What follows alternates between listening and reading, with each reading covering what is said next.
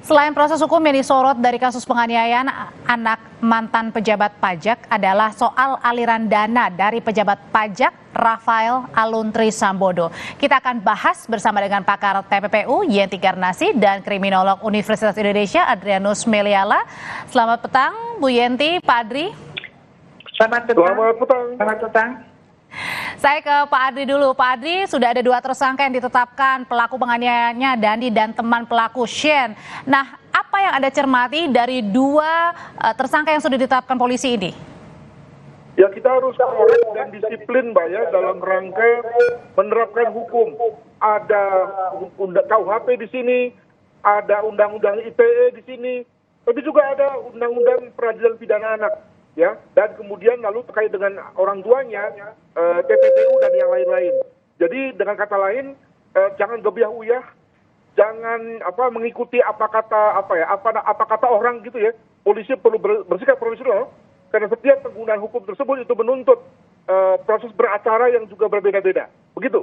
Nah, kalau melihatnya, ini kan kasus kriminal, penganiayaan, tapi mempunyai efek domino yang besar, sehingga melibatkan juga terkait dengan pencucian uang yang diduga dilakukan ayahnya, dan juga rentetan dari hal-hal yang akhirnya merembet, Pak Adri.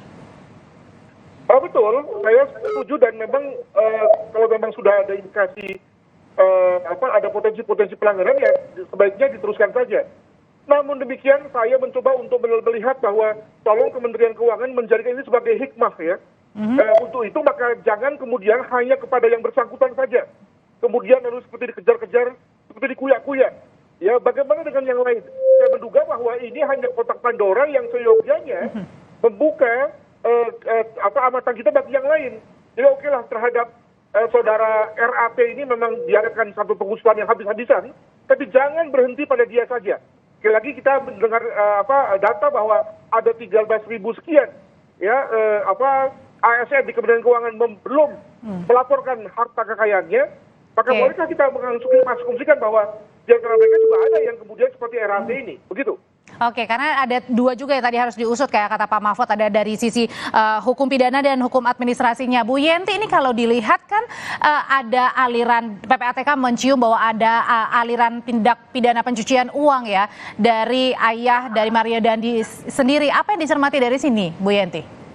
Ya, ini kalau saya melihat kan gini ya, bahwa ini ada kejadian kejahatan penganiayaan berat ya, Pak Adrianus ya. Nah, dari itu kemudian ternyata merembet kepada kenapa Robiconnya ini anak siapa. Kemudian dilihatlah LHKPN, ternyata Robicon itu tidak masuk, kan gitu ya. Nah, jadi yang penting tadi kan Pak Adrianus mengatakan tegakkan hukum. Ya, tegakkan dulu dengan LHKPN itu. Dulu itu LHKPN itu untuk apa? Kan? Kalau LHKPN itu kan untuk agar para penyelenggara negara, pejabat publik itu diketahui betul harta kekayaannya bagaimana, kalau mencurigakan didalami. Tetapi yang terjadi apa? Nampaknya selama ini LHKPN itu ya seperti persyaratan syarat yang dalam tanda kutip biasa aja gitu, Bu Yenti. Yang mungkin tidak didalami gitu, klarifikasi. Nah, ini kan kebetulan saja ada kejahatan yang anaknya pejabat, maka ditelusuri muncul ini. Artinya apa? Mungkin banyak juga yang seperti ini yang tidak terungkap. Karena LHKPN yang harusnya periodik, atau kalau habis menjabat, setelah menjabat gitu kan dihitung ya, kan ada nggak illicit enrichment-nya, ada nggak kenaikan pendapatan yang tidak wajar. Bu Yenti, harusnya kan ke sana fungsinya, ya. Nah, masalahnya ini kan PPATK sudah mengendusnya dari 2012, tapi nampaknya sepertinya kalau nggak ada kasus ini maka tidak akan terungkap ya? Betul.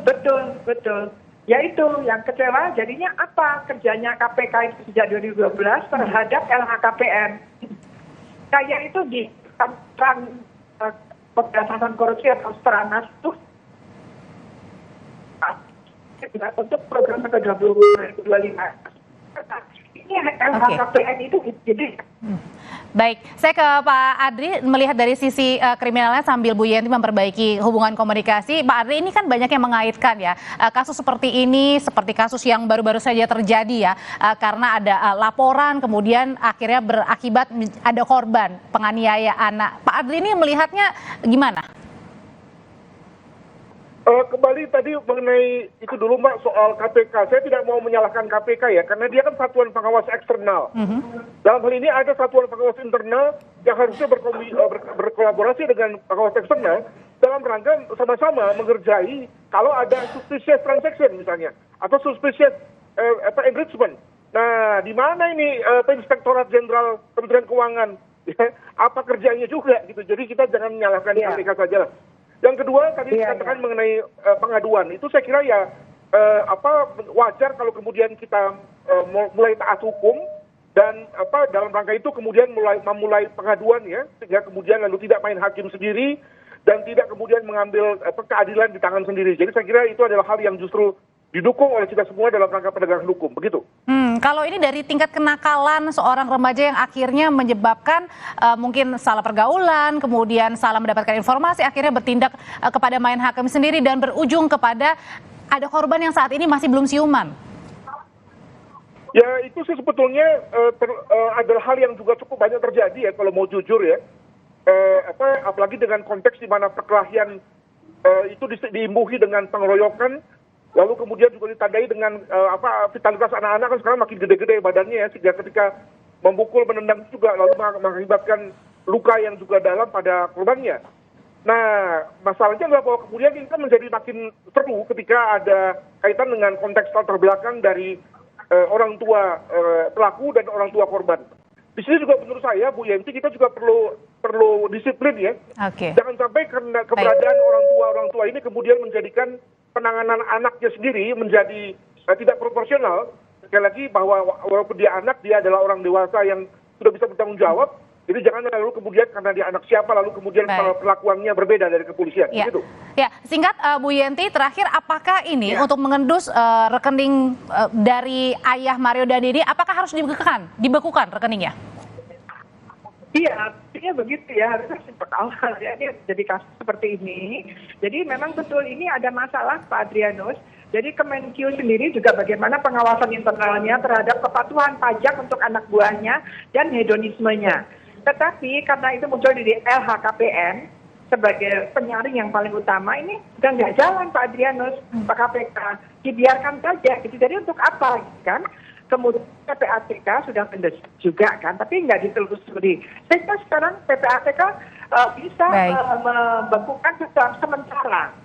Itu segera dibekukan sekarang. Ada waktu 5 hari. Jadi PPATK harus membentukkan transaksi sementara 5 hari. Mulai hari ini harus segera. Pakar TPPU, Bu Yenti Ganarsi, terima kasih. Terima kasih juga Kriminolog Universitas Indonesia, Pak Adrianus Meliala. Sehat selalu Bapak dan juga Ibu.